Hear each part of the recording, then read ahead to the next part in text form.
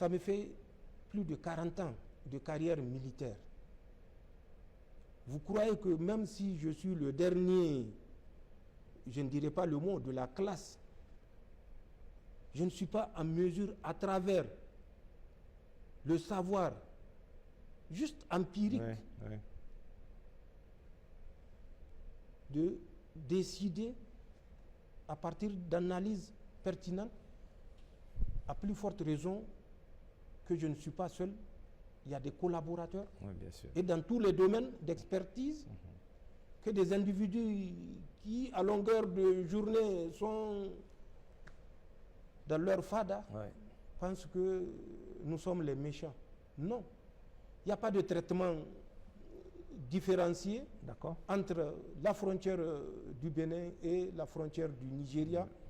Je l'ai dit par rapport au Nigeria, les points de méfiance que nous avons vis-à-vis du Nigeria ou des autorités du Nigeria, par rapport à des actes précis qui ont été posés, que je viens de vous citer, les mêmes reproches que nous faisons au Bénin. C'est tout. Il n'y a pas de traitement différencié.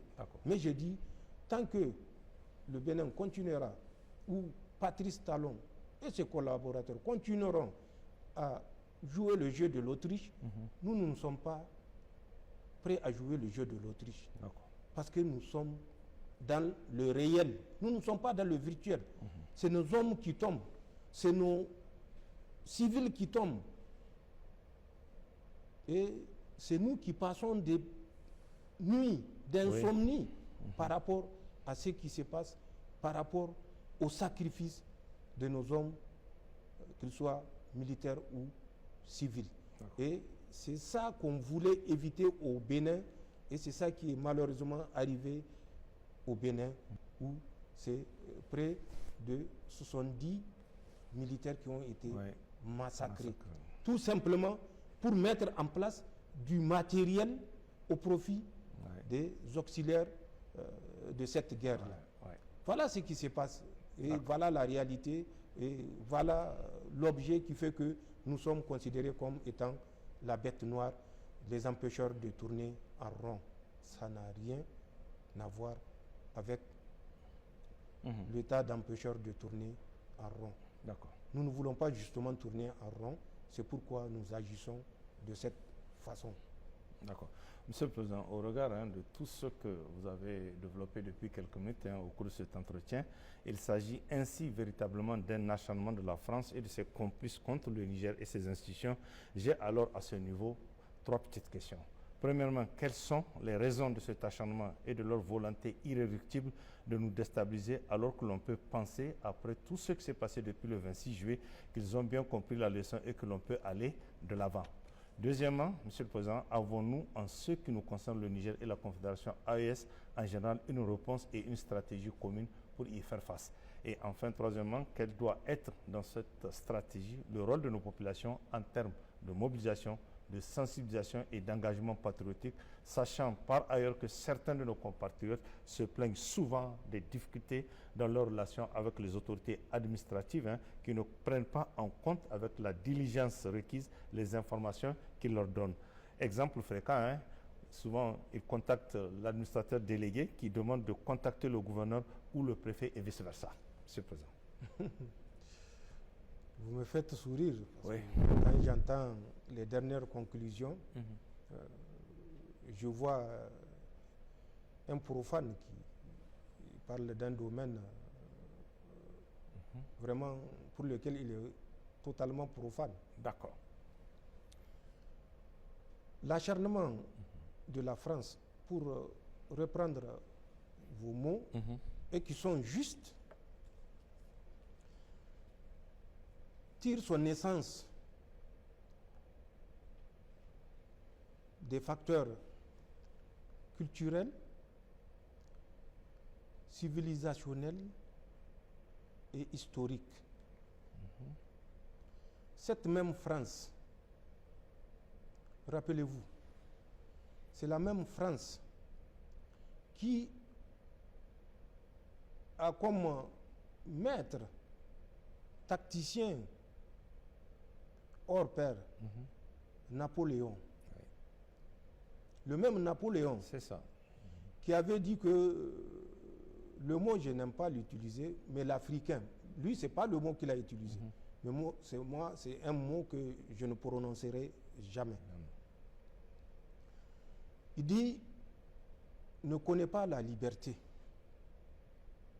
Donc, il faut lui servir toujours le repas de l'asservissement, de l'esclavage, du mépris et de la domination. Ça, c'est encore des mots allégés par rapport à ce qu'il a fait ou il a dit. C'est le même Napoléon, déjà vers 1796, va envoyer des navires pour soumettre Haïti. Nous savons comment ça s'est terminé.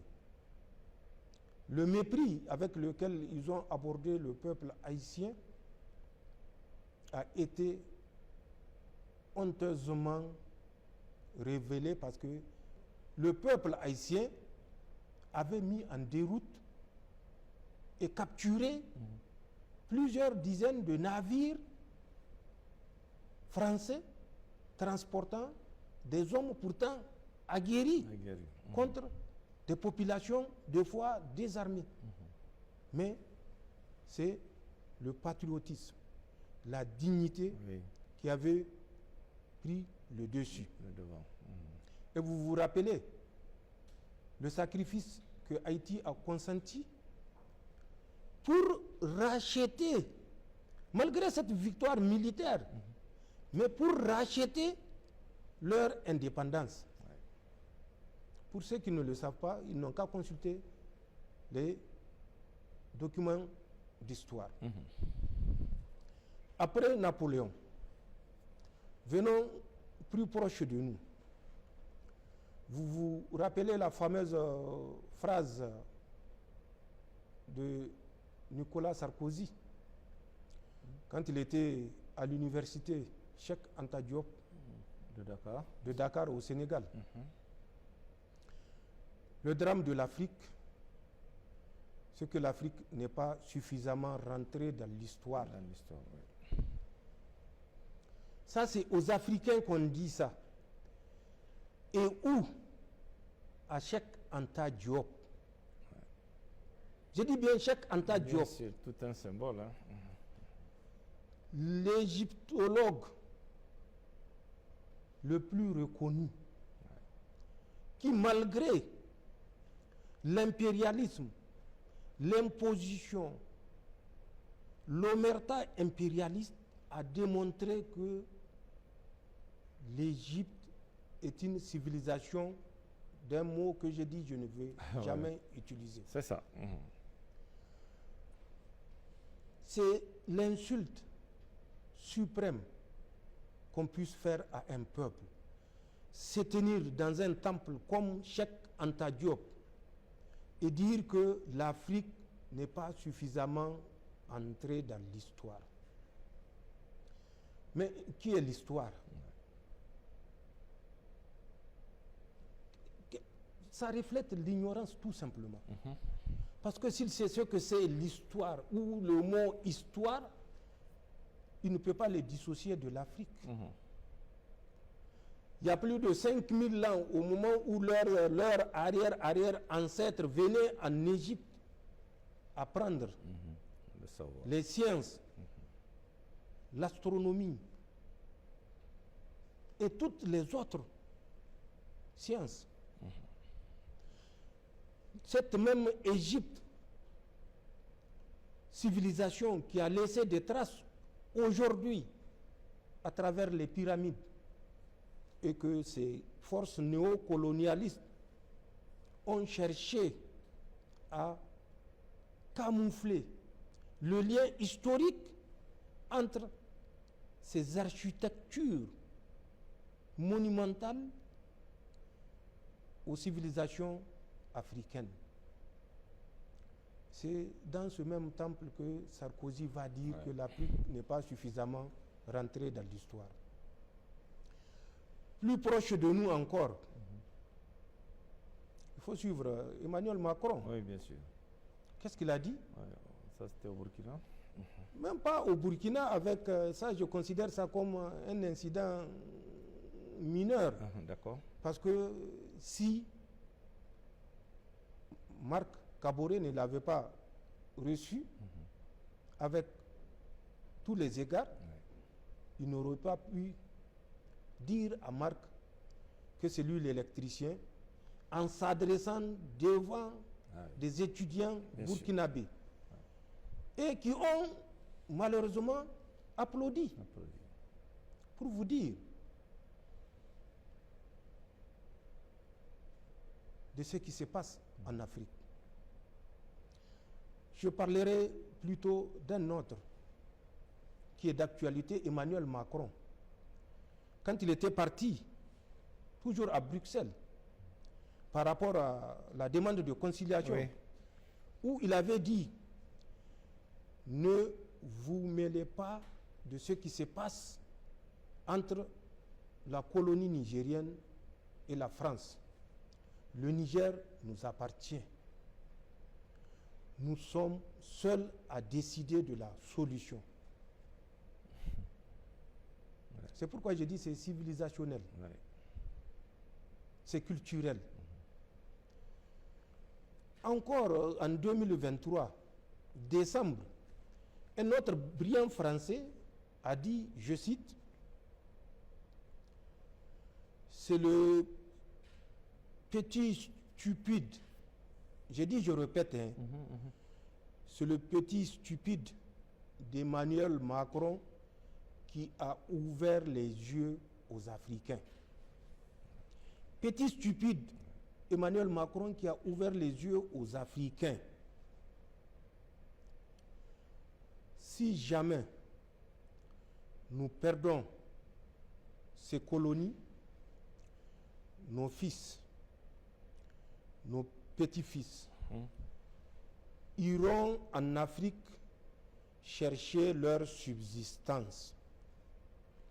La migration va changer de direction. L'Union européenne, à côté de la France, doit faire en sorte que cette vision africaine échoue. C'est ce qu'il dit. Et elle va plus loin. Cette vision, nouvelle vision des Africains de l'AES doit échouer. Le Niger, le Mali, le Burkina, s'ils réussissent, d'autres suivront. Il faut que Emmanuel Macron parte, ça je suis d'accord avec lui, même si c'est avec regret. Il faut que Emmanuel Macron parte où la France en souffrira. L'Afrique n'a pas d'histoire. La même chose que Sarkozy avait annoncé. Tout à fait. L'Afrique n'a pas d'histoire et en conséquence, ça c'est sa conclusion, l'Afrique ne peut pas dominer le monde. Mais l'Afrique n'a pas besoin de la permission de quelqu'un pour dominer le monde, puisqu'elle l'a déjà dominé à un certain moment où ce monde duquel il se réclame n'avait aucune existence humaine ou organisationnelle. Je ferme la parenthèse. Et c'est pourquoi je dis, tout ce qui se passe, cet acharnement pour la France et le fait que nos pays ne méritent aucun égard. Nos pays doivent rester les colonies qu'on exploite à volonté. Et c'est ce qui me ramène vers nos ressources naturelles qui sont un autre point. En plus du mépris affiché, il y a ces ressources naturelles qui sont la base de l'acharnement français. Parce que les Français l'ont compris avant le Nigérien, à commencer par l'uranium, exploité depuis plus de 50 ans, depuis 68. L'uranium a fait la prospérité de la France. Les Français l'ont compris. Mais l'uranium a fait la misère et la mort des Nigériens. Oui. Ça, malheureusement, les Nigériens ne l'ont pas compris. Toutes nos ressources, qu'elles soient sur le territoire national nigérien, qu'elles soient dans le sous-sol burkinabé ou malien, sont l'objet de cet acharnement en deuxième point que l'on observe non seulement de la part de la France, mais également de toutes ces puissances occidentales qui forment bloc derrière la France, malgré vraiment cette évidence qui est là. que ce qui se passe n'a rien à voir avec l'humain, ça n'a rien à voir avec la volonté de la France à défendre le droit ou la démocratie, d'ailleurs qui sont des données à géométrie variable, qui évoluent en fonction du contexte et des intérêts de ces puissances. Donc, c'est ce qui fait que la France s'acharne contre nous. Et troisième explication, c'est la Confédération. Dans cette organisation que nous avons créée, trois piliers ont été retenus comme étant des piliers impérativement communs à nos trois États. La défense, la diplomatie et le développement. La défense, nous avons abordé la force unifiée. Avant même que cette force unifiée soit créée, je l'ai expliqué que nous menions des opérations soit avec le Burkina ou avec le Mali, et le Mali également avec le Burkina. Mais sur le plan de la diplomatie, nous avons décidé que tout ce que nous allons faire et toute décision que nous allons prendre doit faire l'objet d'une concertation entre nos trois États, entre les États de l'espace confédéral. Le développement qui est le troisième pilier, vous l'avez suivi récemment avec la création de la Banque d'investissement et de développement, donc la Banque confédérale d'investissement et de développement. Cette banque, dont le capital est estimé à plus de 300 milliards, sera constituée par les efforts propres, endogènes des États de la Confédération. Donc, c'est pour vous dire que, et sur le plan défense, sécurité, et sur le plan diplomatie, et sur le plan développement, les États de la Confédération s'activent et c'est une réalité. Nous ne sommes pas restés dans la théorie stérile. Car comme le dit un sage, la théorie sans pratique est stérile, la pratique sans théorie est aveugle. Nous ne voulons être ni l'un ni l'autre. Au sein de la Confédération, nous agençons les deux pour atteindre nos objectifs. Et c'est ce que nous faisons effectivement au sein de cette Confédération pour répondre à votre question. D'accord. La troisième, je rappelle, M. le Président, quel doit être dans cette stratégie le rôle de nos populations en termes de mobilisation, de sensibilisation et d'engagement patriotique, sachant par ailleurs que certains de nos compatriotes, ils se plaignent souvent de difficultés dans leurs relations avec les autorités administratives qui ne prennent pas en compte la diligence requise, les informations qu'ils leur donnent. Exemple fréquent, ils contactent l'administrateur délégué qui demande de contacter le gouverneur ou le préfet et vice-versa. Je crois que le terme le plus approprié, bon, au moment où vous préparez ces questions, certainement, il n'y avait pas ces données que je viens de révéler.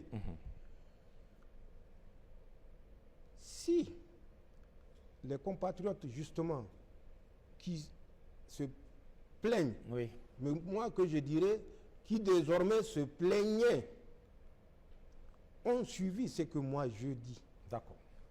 La mobilisation de l'Union européenne derrière la France, et quand je dis mobilisation, elle est totale.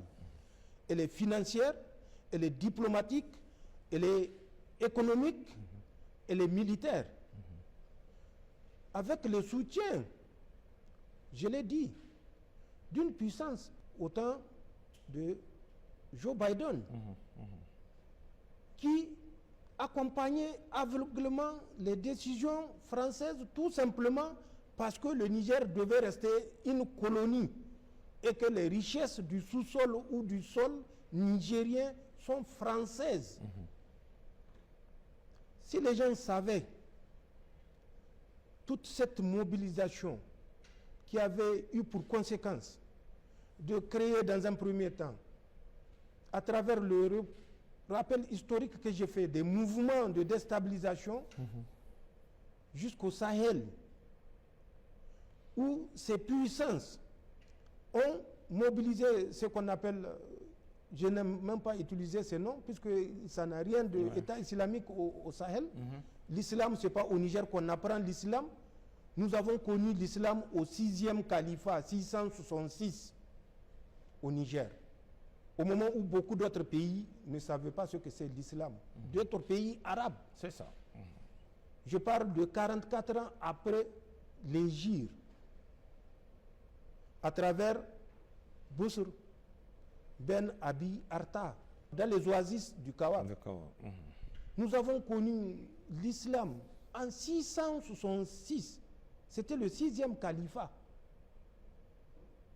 Aujourd'hui, près de 1400 ans que le Niger a été en contact de l'islam.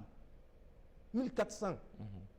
Nous sommes à l'an 1446 de l'islam. C'est ça. Donc, ça n'a rien d'islamique, ce qui se passe. C'est un crime organisé. Oui. Un crime organisé par les puissances occidentales que nous connaissons. La France soutient le JNIM, ce qu'ils appellent le groupe de soutien à l'islam et aux musulmans. Quels musulmans on soutient? Le Niger est à 95% musulmans. C'est massacrer les Nigériens qui est un soutien à l'islam. Le Mali, autant. Le Burkina, autant.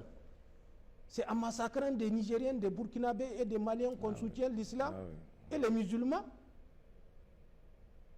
L'islam que nous connaissons depuis 1400 ans. Il y a ce groupe-là qui est actuellement et qui a comme leader Yad Agali, que tout le monde connaît. Yad Agali, c'est la France. Et celui qui est chargé de la propagation, ce qu'ils appellent islamique, propagation islamique, un certain Abu Hamza al-Shingieti ou quelque chose comme ça. Shingieti, c'est extérieur à notre espace. Bien sûr, pour vous dire. Donc, ça n'a rien de musulman, parce que c'est des musulmans qui sont tués chaque jour. Rappelez-vous de Fambita, 44 fidèles, un mois de mars, un mois de carême, exécutés par des gens manipulés. Manipulés pour des raisons de cupidité, des raisons d'ignorance, mais malheureusement face à des puissances qui manipulent même des États, à plus forte raison des regroupements d'individus qu'on peut facilement induire en erreur en leur montrant que voilà la cause que vous défendez. D'accord. La France soutient ce groupe-là. Les États-Unis sont avec ce qu'ils appellent l'État islamique au Grand Sahara, le IGS, c'est l'État islamique. Oui. Donc, je vous ai dit, la Daoula centrale est en Syrie, à un certain moment en Irak. Mais c'est les mêmes événements qui se reproduisent ici. D'accord. Pour que les gens comprennent les enjeux de ce qui se passe actuellement, il faut qu'on évite de nous faire croire ce qui n'est pas ça. D'accord. Et il faut qu'on évite de croire facilement quand la version vient de la France et de rejeter systématiquement ceux qui viennent de nos autorités, parce que nos autorités, bien sûr, mais ça, je l'ai dit, ce n'est pas tous les peuples de la Confédération, sinon je ne serais pas assis ici en train de vous parler. Bien sûr. Puisque c'est la mobilisation populaire au Niger qui nous a permis de tenir jusqu'à date. Oui, tout à fait. Mais bien sûr, parmi les Nigériens, il y a des gens qui sont manipulés. Et je vous l'ai dit, à travers cette cellule Sahel de l'Élysée, qui fait ce travail d'intoxication à travers l'OIM, la DGSE française et la direction géopolitique du ministère français des Affaires étrangères. Toutes ces communications, tous ces tweets qui inondent, où vous voyez vers Mangaise, 135 gardes nationaux ont disparu. Leur chef qui est parti pour chercher à savoir ce qui se passe a été abattu. Et vous avez des radios ou télévisions nigériennes qui mettent ces absurdités, qui reprennent ces absurdités, qui partagent ces absurdités. 500 FDS nigériens ont été massacrés le 24 juillet vers Eza. Eza, c'est là-bas, entre les deux opérations, Chara et Al-Mahou. 235 ont été tués par là. Le dernier cas, Eknaon, on dit que c'est plus de 60 qui ont été massacrés. Nous enregistrons des pertes. C'est ça. Mais nous savons que c'est le sacrifice à consentir pour nous libérer. D'accord. Il faut que les peuples de la Confédération comprennent que aucune puissance au monde ne viendra pour faire la guerre à leur place. Les autres se sont sacrifiés pour leur pays. Bien sûr. Nous ne sommes pas des sous-hommes. Il ne faut pas que nous donnons raison à ces gens qui pensent que nous sommes des moins que rien. Nous sommes incapables de dignité parce que nous n'avons pas d'histoire.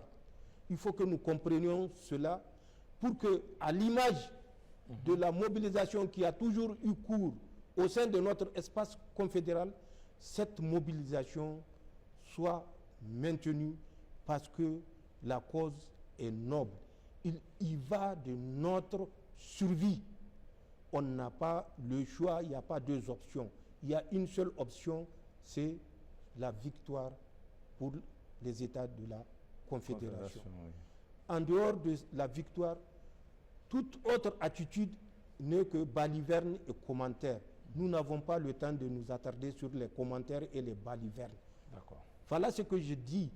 Le peuple est debout, le peuple doit rester debout parce que la cause, elle est civilisationnelle. Ce n'est pas du superficiel. D'accord.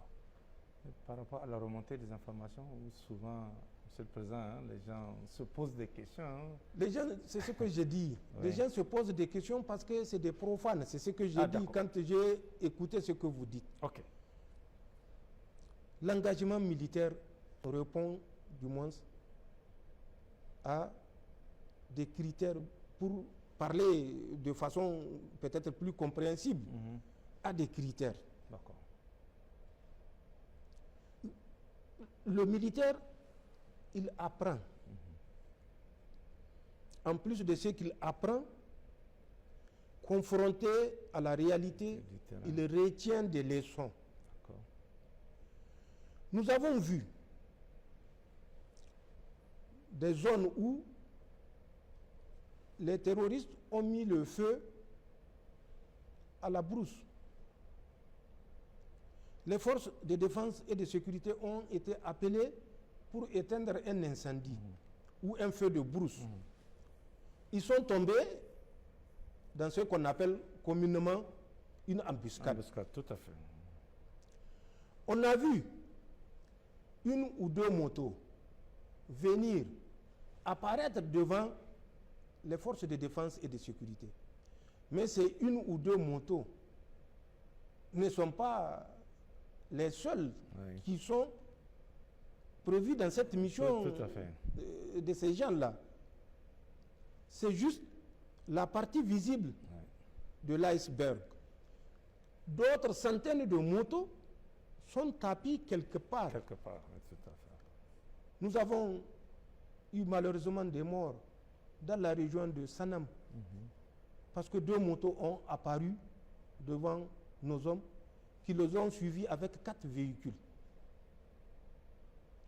Ils étaient partis pour trouver à 40 km plus loin, plus de 200 motos les attendaient. Ah oui.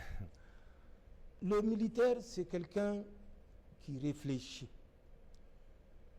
Nous pouvons comprendre ces gens qui disent que les militaires n'interviennent pas au quart de tour. Oui. Parce que quelqu'un qui est menacé, quelqu'un qui voit son frère exécuté, son fils exécuté, sa femme, ses enfants pris en otage et conduits vers d'autres horizons où peut-être il ne les reverra plus. Effectivement, même si c'est 1 heure de temps après que les FDS interviennent, il va trouver ce temps très long. Mais il faut que les Nigériens comprennent que les enjeux qui sont en cours dépassent tout ce qu'ils peuvent imaginer. Il faut que les Nigériens comprennent qu'ils n'ont pas d'autre alternative que de soutenir, vaille que vaille, leurs forces de défense et de sécurité qui meurent chaque jour pour les protéger. Oui, d'accord. Qui sont, malgré l'étendue du territoire, parce que nous sommes quand même l'un des rares pays où 360 degrés, on ne peut s'adosser sur personne. Nous sommes obligés de compter sur nos propres ressources et sur nos propres forces de défense et de sécurité, en dehors du Mali et du Burkina, où, comme je l'ai dit, nous agissons dans le cadre de la force unifiée. D'accord. Donc, il faut que les gens se rappellent de ça et qu'ils soient plutôt des défenseurs de leurs forces de défense et de sécurité, plutôt que de passer leur temps à charger les forces de défense et de sécurité qui n'interviennent pas suffisamment. D'accord.